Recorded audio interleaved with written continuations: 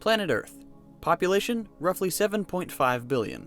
Every single member of the human race has been born on this tiny blue planet. Imagine one day everything is going as usual, and then a giant asteroid happens to collide with Earth, and just like that, no more humans. The most advanced species ever recorded, snuffed out in an instant. That sounds rather grim, doesn't it? Extinction events like these are just one of several reasons that humanity has a vested interest in becoming an interplanetary species, and one likely candidate for Earth 2.0 is our neighbor, Mars. Unfortunately for us, Mars isn't exactly a tropical resort. Its average temperature is around -55°C, about the same as the middle of Antarctica in winter. Then comes the issue of atmospheric composition. What little atmosphere Mars has is predominantly made up of carbon dioxide, which would prove fatal for humans. Then there's the lack of a magnetic field, which has left the red planet defenseless against the solar winds that have stripped away its atmosphere over time. So it's clearly quite a project. But what would it really take to make Mars habitable? Could we possibly terraform it into a second Earth? Before we get into the how, let's take a look at the why.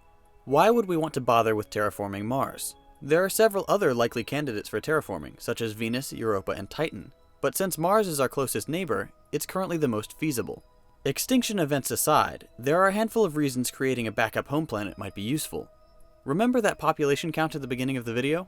Well, it's growing very quickly, and many people fear that there will come a point when the Earth simply can't sustain such huge numbers.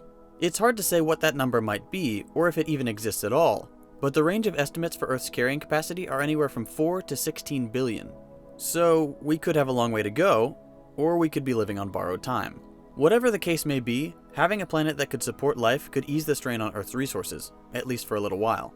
Another benefit of the massive project would be the wealth of scientific knowledge that would inevitably stem from the challenges we face on Mars. Things like artificial gravity and large-scale ecodomes are two likely candidates, since both would probably be needed for long-term success in colonization. Other potential advancements could include more efficient transportation to and from Mars, new farming techniques, and medical treatments born from the prolonged effects of living on Mars. Now, on to the how. There are 4 main issues that need to be addressed in order to make Mars habitable. First, raising the temperature. The current average of -55°C is too cold for prolonged exposure. Second, increasing the atmospheric pressure. Its current pressure is too low to sustain liquid water, and without water, Mars can never be truly suitable for human life. Next, changing the composition of the atmosphere to allow humans to breathe safely. This would require supplementing or replacing much of the CO2 in the atmosphere with oxygen to make it less toxic for humans. And finally, protecting the surface of the planet from radiation. Since Mars has no magnetic field to speak of, it's constantly bombarded by charged particles from the sun, which would be harmful to would-be colonists and strip away the planet's atmosphere. Fortunately, the solutions to most of these problems go hand in hand. Let's start by looking at what's arguably the biggest barrier, raising the temperature. It's thought that sometime in its past, Mars actually had large polar oceans and other bodies of water. But in the countless years since, the planet's atmosphere has been stripped away, leaving only polar ice caps and large amounts of ice below the planet's surface. The main strategy for raising Mars's temperature is to release huge quantities of greenhouse gases, which will gradually warm the surface, melt the CO2-rich ice, which in return releases more greenhouse gases, warming the planet more, and so on until the polar ice caps have melted and become oceans. There have been several suggestions of how best to kickstart this greenhouse domino effect, and some of them seem downright laughable at first glance. One early idea was to set up factories on Mars, which would pump out large amounts of greenhouse gases. But the logistics of shipping the materials needed to build such factories all the way to Mars make it cost prohibitive. The other options would be much less expensive, and a whole lot more fun, because they involve bombarding Mars with either asteroids or nukes. Now, blasting Mars with such destructive force is only an option if plans for colonization are several decades or centuries off, because we wouldn't exactly want to set up shop in a radioactive wasteland. But the idea isn't ridiculous. Many asteroids contain ice rich with ammonia, which has the potential to be a potent warming agent when released on impact with Mars. Many scientists believe introducing a large amount of ammonia into the atmosphere would be enough to kickstart a runaway global warming cycle, putting Mars on the fast track for further improvements. Using nuclear bombs is the plan to choose if we don't feel like wrangling and redirecting asteroids. Some Mars hopefuls, most notably Elon Musk, suggest that detonating thermonuclear warheads over the poles could provide a large boost in temperature and help melt polar ice. And, maybe getting rid of some of our weapons of mass destruction wouldn't be such a bad idea. One final, less destructive method of melting the polar ice caps would be to position giant mirrors in orbit near Mars to concentrate rays from the sun. Of course, this would take much longer and not be nearly as fun as nuking another planet, but if environmental preservation is the objective, mirrors are a good option. Once we have a more habitable temperature, we'd have to face the task of producing oxygen for humans to breathe.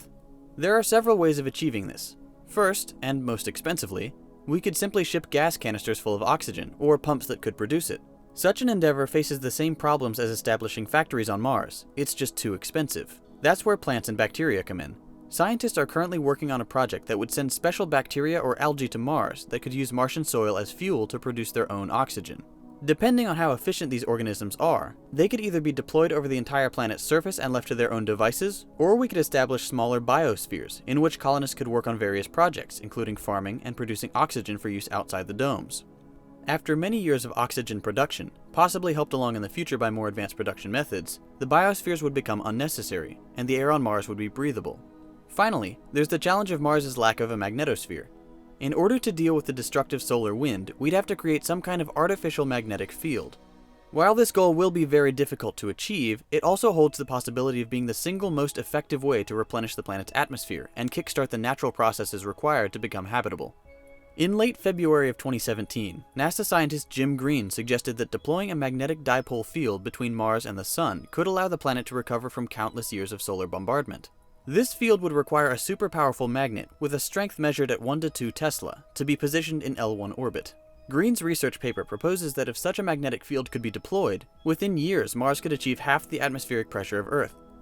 With a proper atmosphere in place, frozen CO2 at the poles would begin to sublimate, warming the climate. Ice caps would begin to melt and form oceans, and we could potentially see a habitable Mars in the reasonably near future.